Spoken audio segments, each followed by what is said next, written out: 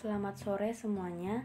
Perkenalkan, nama saya Melanie Sihombing, NIM 1904031107 dari kelompok 2C. Saya akan menjelaskan mengenai shaping processes for plastic atau proses pembentukan plastik.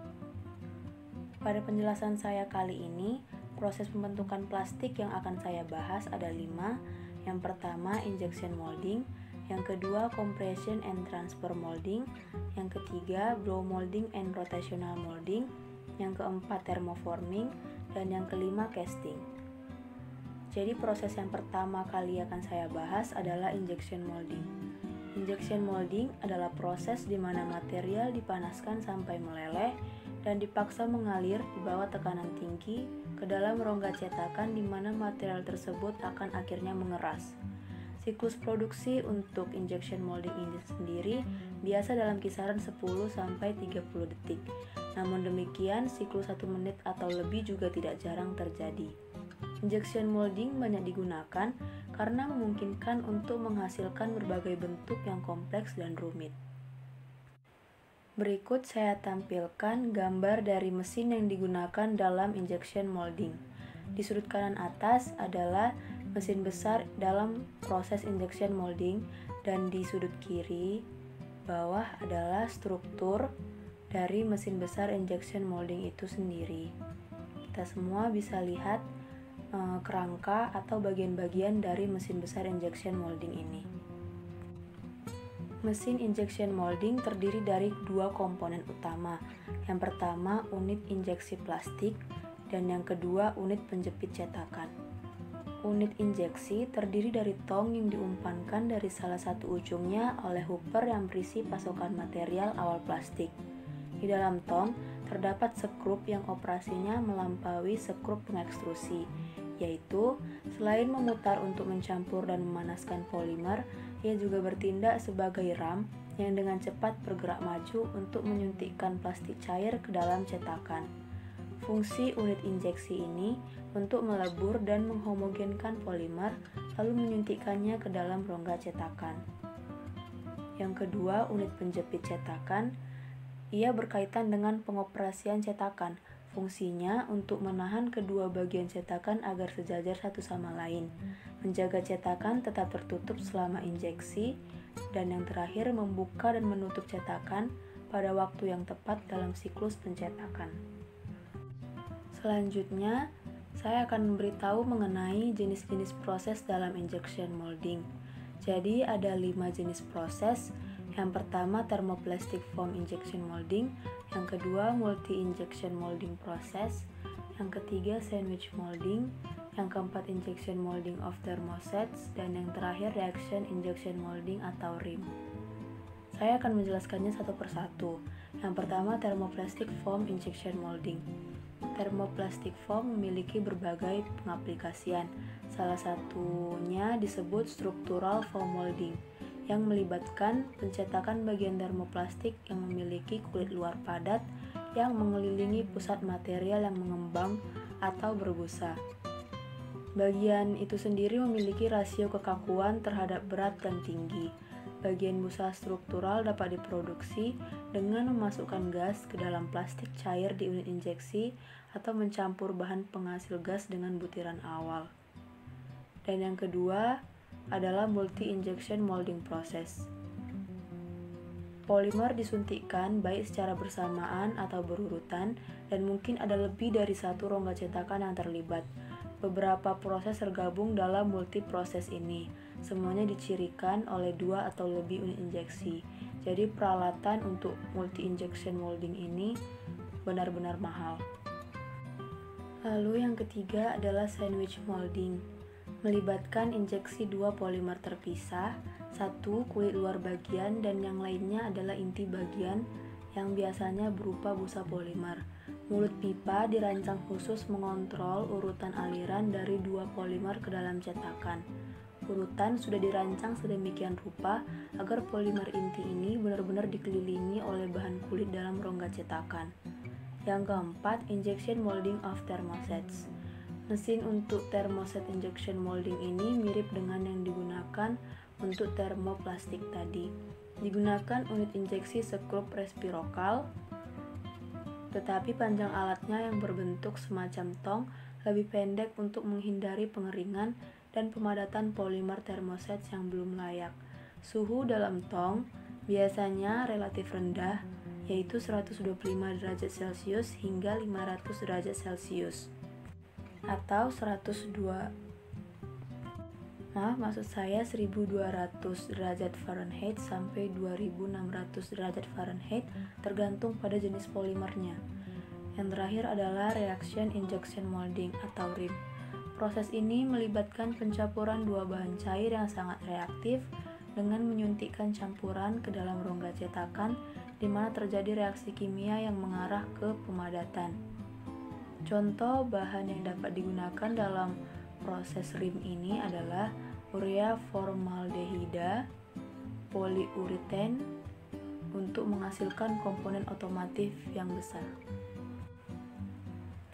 The mold atau cetakan.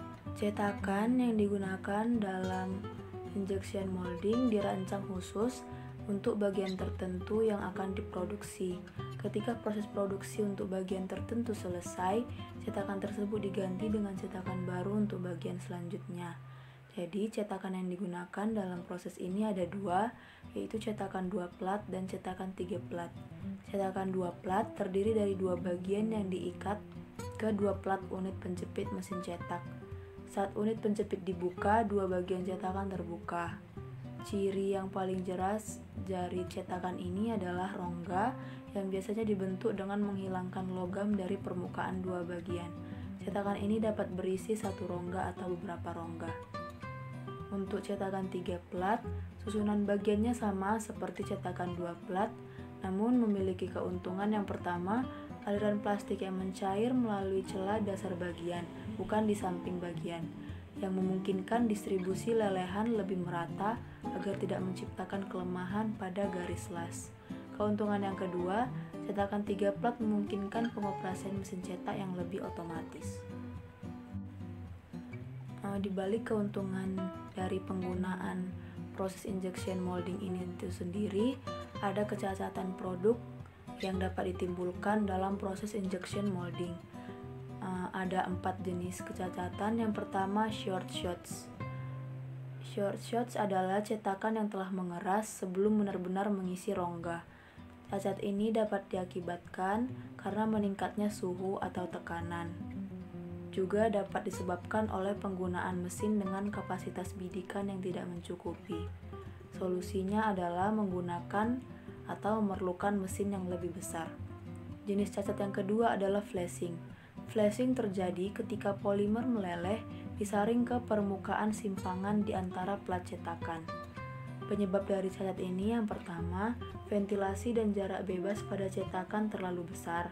Yang kedua, tekanan injeksi terlalu tinggi dibandingkan dengan gaya penjepitan. Yang ketiga, suhu leleh terlalu tinggi. Dan yang terakhir, bidikan berlebihan ukuran. Jenis cacat yang ketiga adalah sink marks.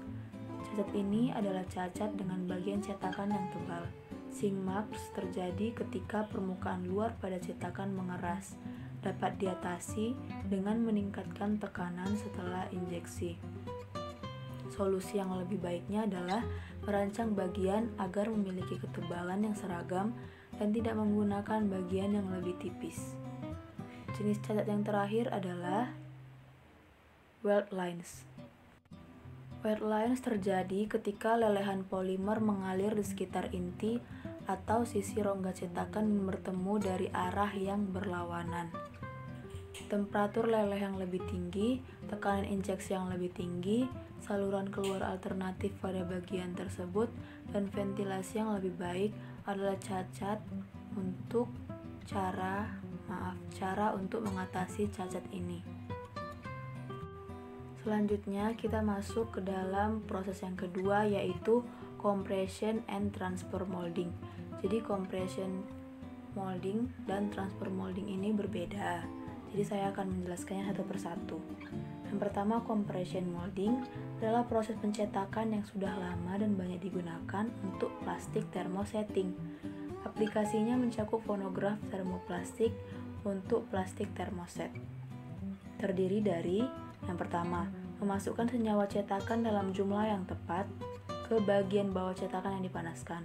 Yang kedua, menyatukan bagian cetakan untuk memampatkan muatan, memaksanya mengalir, dan menyesuaikannya dengan bentuk rongga.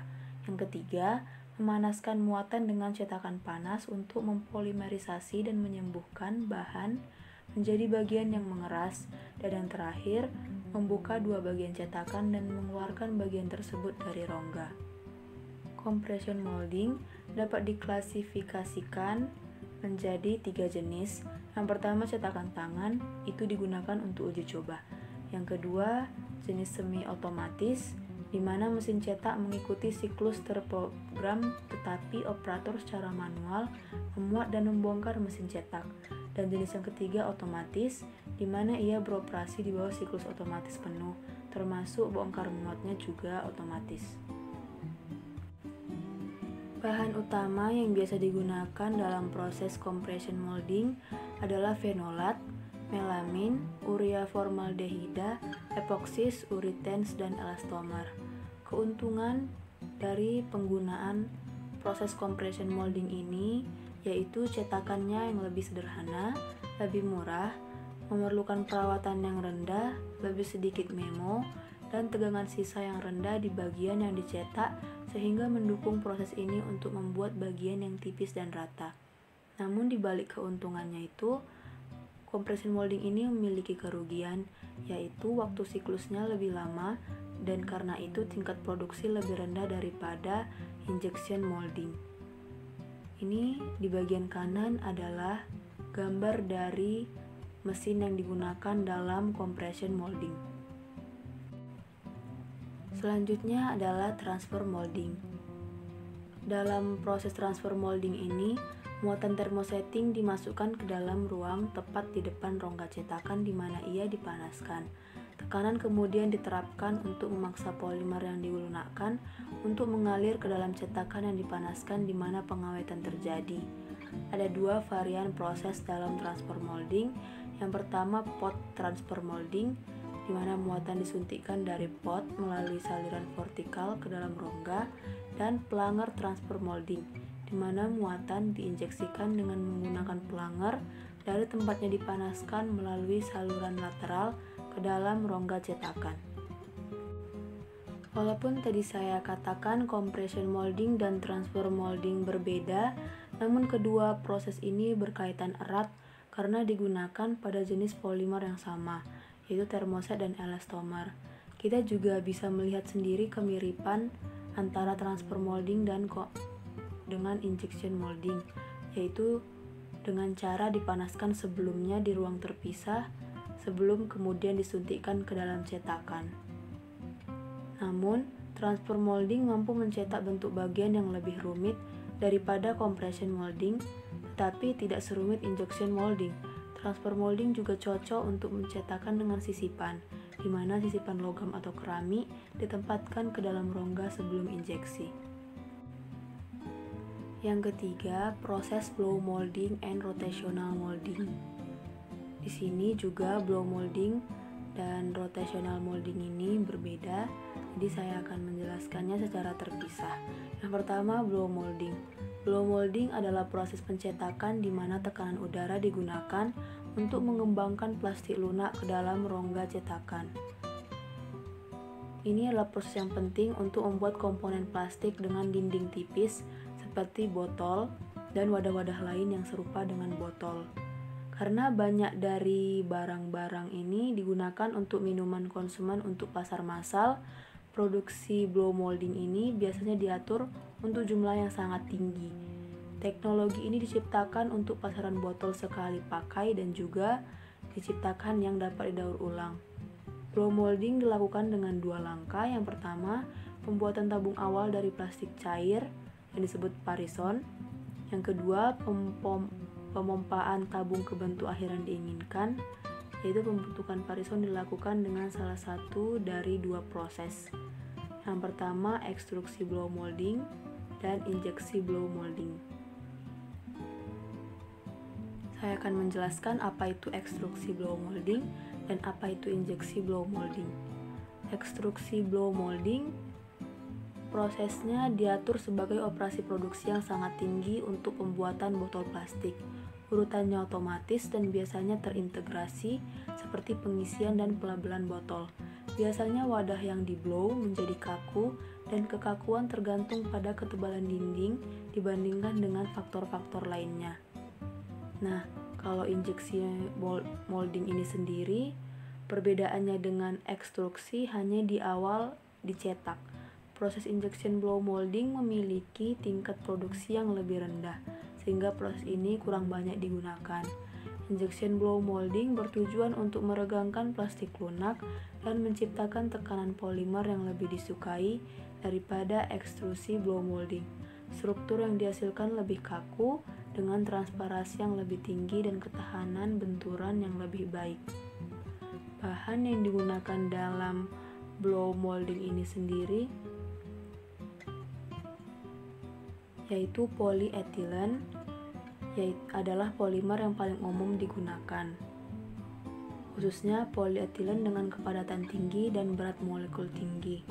Bahan untuk blow molding ini sendiri selain polyethylene adalah polypropylen, polyvinyl klorida atau PVC, dan polyethylene terephthalate.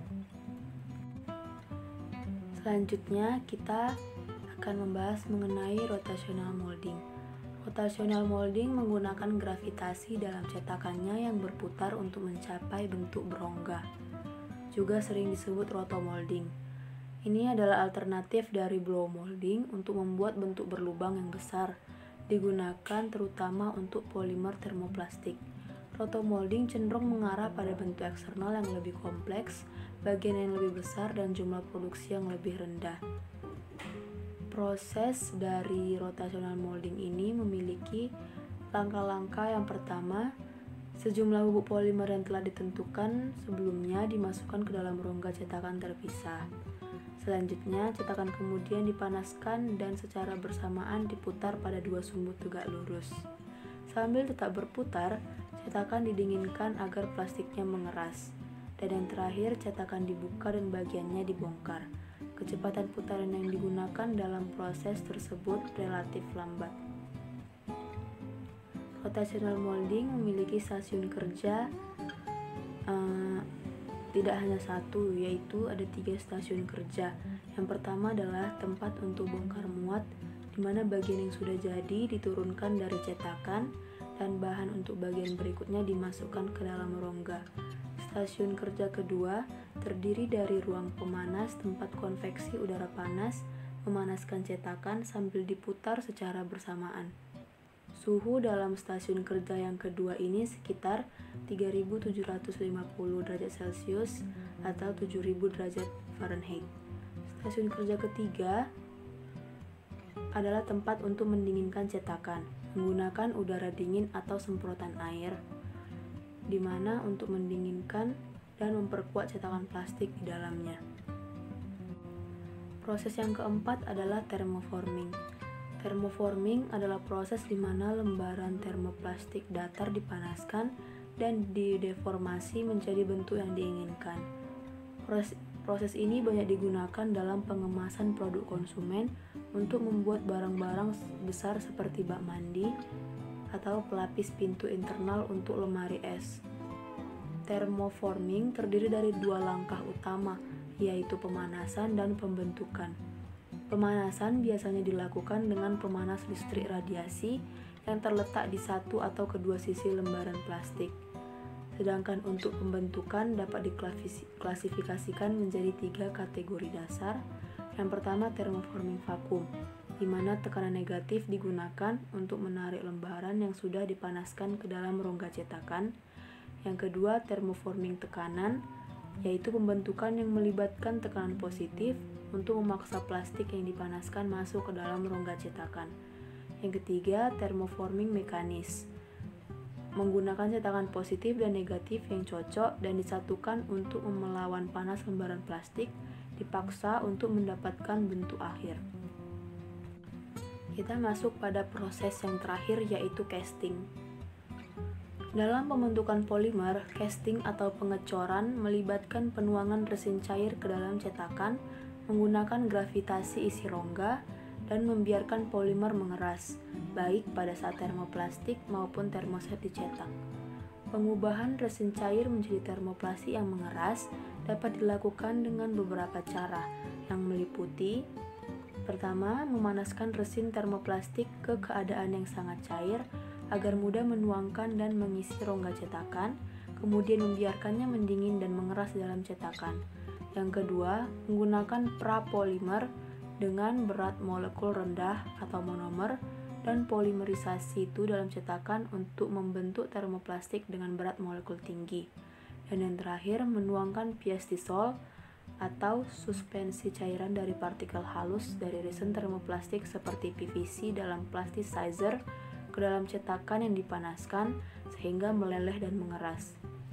Polimer termoset yang dibentuk dengan pengecoran termasuk poliuretan, tak jenuh poliester, fenolat, dan epoksi. Panas dan katalis mungkin diperlukan tergantung pada sistem resin.